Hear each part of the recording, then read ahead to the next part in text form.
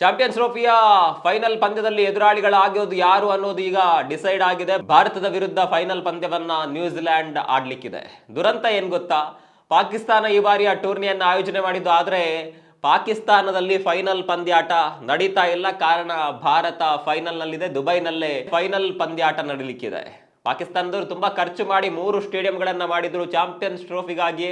ಆದರೆ ಏನೆಲ್ಲ ಮಾಡಿದ್ರು ಕೂಡ ಅವರಿಗೆ ಭಾಗ್ಯ ನೋಡಿ, ತನ್ನ ದೇಶವೇ ಚಾಂಪಿಯನ್ಸ್ ಟ್ರೋಫಿಯನ್ನ ಆಯೋಜನೆ ಮಾಡ್ತಾ ಇದ್ರು ಕೂಡ ತಮ್ಮ ದೇಶದಲ್ಲಿ ಫೈನಲ್ ಆಡಿಸುವಂತಹ ಭಾಗ್ಯವೋ ದುರಾದೃಷ್ಟವೋ ಏನೋ ಗೊತ್ತಿಲ್ಲ, ಪಾಕಿಸ್ತಾನದ ಸಾಮರ್ಥ್ಯವೋ ಗೊತ್ತಿಲ್ಲ. ಆದರೆ ಪಾಕಿಸ್ತಾನದಲ್ಲಿ ಈ ಬಾರಿಯ ಚಾಂಪಿಯನ್ಸ್ ಟ್ರೋಫಿಯ ಫೈನಲ್ ನಡೀತಾ ಇಲ್ಲ, ದುಬೈನಲ್ಲಿ ನಡೀತಾ ಇದೆ. ಕಾರಣ ಭಾರತ.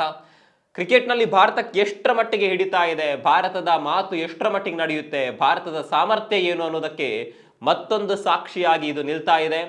ಅದೇ ಒಂದು ವೇಳೆ ಭಾರತದ ಆಯೋಜನೆ ಆಗ್ತಾ ಇದ್ದಿದ್ರೆ ಪಾಕಿಸ್ತಾನ ಏನೇ ಹೇಳಿದ್ರು ಕೂಡ ಅದು ಫೈನಲ್ ಭಾರತದಲ್ಲಿ ಆಗ್ತಾ ಇತ್ತು. ಆದರೆ ಪಾಕಿಸ್ತಾನಕ್ಕೆ ಅಂತಹ ಶಕ್ತಿ ಸಾಮರ್ಥ್ಯ ಇಲ್ಲ. ಹೀಗಾಗಿ ಪಾಕಿಸ್ತಾನ ಈ ಬಾರಿಯ ಚಾಂಪಿಯನ್ಸ್ ಟ್ರೋಫಿಯ ಆಯೋಜನೆ ಮಾಡ್ತಾ ಇದ್ರು, ಫೈನಲ್ ಪಂದ್ಯ ನಡೀತಾ ಇರೋದು ದುಬೈನಲ್ಲಿ. ಈ ಬಗ್ಗೆ ನಿಮ್ಗೆ ಏನನ್ಸುತ್ತೆ ಕಾಮೆಂಟ್ ಮಾಡಿ.